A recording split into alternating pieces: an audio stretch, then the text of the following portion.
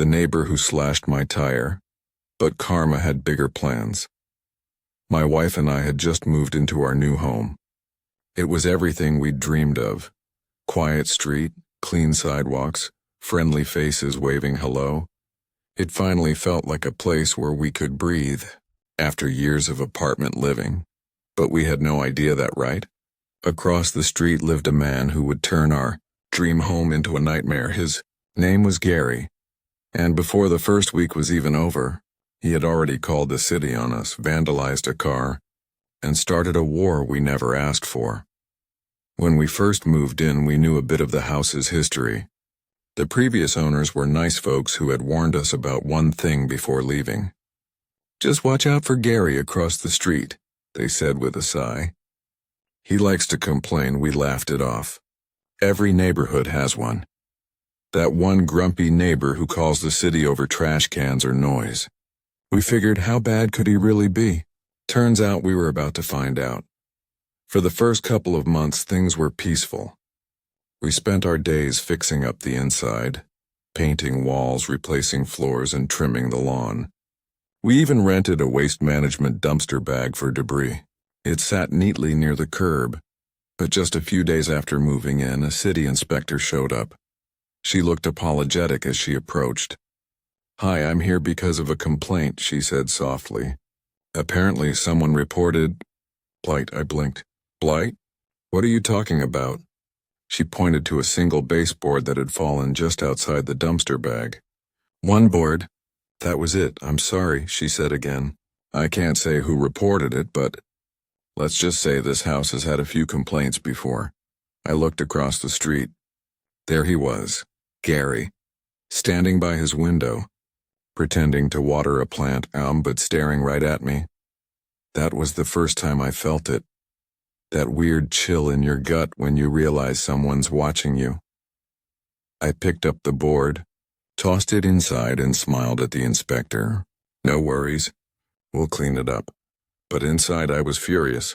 Who reports a new neighbor for one piece of wood? A few days later, we met some of the other neighbors. They were friendly, warm, and talkative. The kind of people who bring over cookies and ask if you need help unloading boxes. When we mentioned Gary, their faces all changed in the same way, that little mix of pity and annoyance. "Oh, Gary," one woman said. "Yeah, he's difficult. Crazy," said another. "He called the city on us once for parking too close to his mailbox," laughed someone else. So it wasn't just us. Gary had a reputation. Still, I tried to be the bigger person. If he wanted to live like a hall monitor, fine. I'd stay polite, quiet, and unbothered. At least that was the plan. Until what happened next. One weekend, our niece came to stay over. She brought her friend, and since our driveway was full, they parked their car across the street, right in front of Gary's house. It wasn't blocking his driveway. It wasn't on his grass. It was perfectly legal street parking. The next morning, I woke up to a knock on my door. My niece looked pale. "Uncle," she said, "my friend's car has a flat tire." We walked outside, and sure enough, the front tire was completely flat. At first, I thought bad luck. But then I crouched down and saw it, and the valve stem was gone. Completely removed. You can't lose that by accident. Someone had to unscrew it. With a tool. My blood boiled. We replaced the valve core and filled the tire again, but something about it didn't sit right. I mentioned it to my next-door neighbor, Nicole, later that day. Her reaction told me everything I needed to know. "Oh my God," she said. "That's Gary." I blinked. "Excuse me?" She leaned closer. "This isn't the first time. A few years ago, a girl who lived next door to him parked on the street overnight. The next morning, her tire was flat. Exact same thing. Valve core missing. Her husband even pulled out his phone and showed me a photo from yesterday. He had taken a picture of the parked car, thinking it belonged to someone visiting a vacation rental down the block. "I just had a feeling," he said. And in that photo, clear as day, the car was parked perfectly legal. Nothing wrong. That's when I knew this wasn't random. Gary had done it on purpose. I felt that same gut chill again, but this time it was mixed with anger. Someone had messed with my property, with my family, and worse, he thought he'd get away with it. That night I sat in my living room staring out the window toward his house. My wife could tell what I was thinking. "Don't do anything stupid," she said softly. "He's not worth it." But I wasn't planning revenge. I was planning something smarter. First, I filed a police report just to have it on record. I didn't expect them to do much, but I wanted that paper trail. Then I started researching security cameras, night vision, motion detection, the works. If Gary wanted to play dirty, I was going to make sure the next time I'd have proof. Nicole and her husband even offered to help set some up from their side to cover the street view. We made a little team out of it. So that night I installed 3 new motion-activated night vision cameras, one on the driveway, one by the mailbox, and one across the street, pointed right where Gary liked to lurk. My wife thought I was being paranoid, but I knew it was only a matter of time before he tried something again. And guess what? I was right. It was around 2:13 a.m. when I got the alert on my phone. At first I thought it was just a stray cat, but when I opened the app, my heart almost stopped. It was Gary. He was standing near my mailbox, hoodie up, hands in his pockets, looking around like a thief in a movie. But then, he started walking toward my car. He pulled something shiny out of his pocket. It looked like a small ice pick or a screwdriver. And right there on camera, in full night vision clarity, he bent down by my front tire. You could see the motion, the pressure. He was trying to puncture my tire again. My heart was pounding. I whispered to my wife, "He's doing it again." We didn't move. Didn't make a sound. I just let the camera roll, capturing every second. When Gary finally walked back across the street, I hit save footage and labeled it "caught red-handed."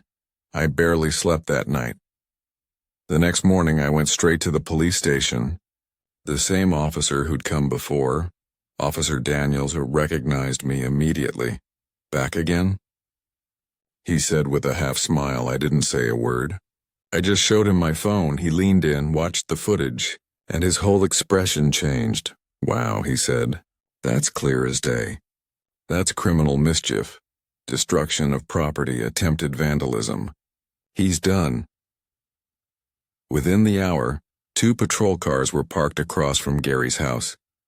I stood on my porch, watching as the officers knocked on his door. Gary came out looking annoyed, still in his robe. He tried to laugh it off, hands on his hips, saying something like, "This is ridiculous."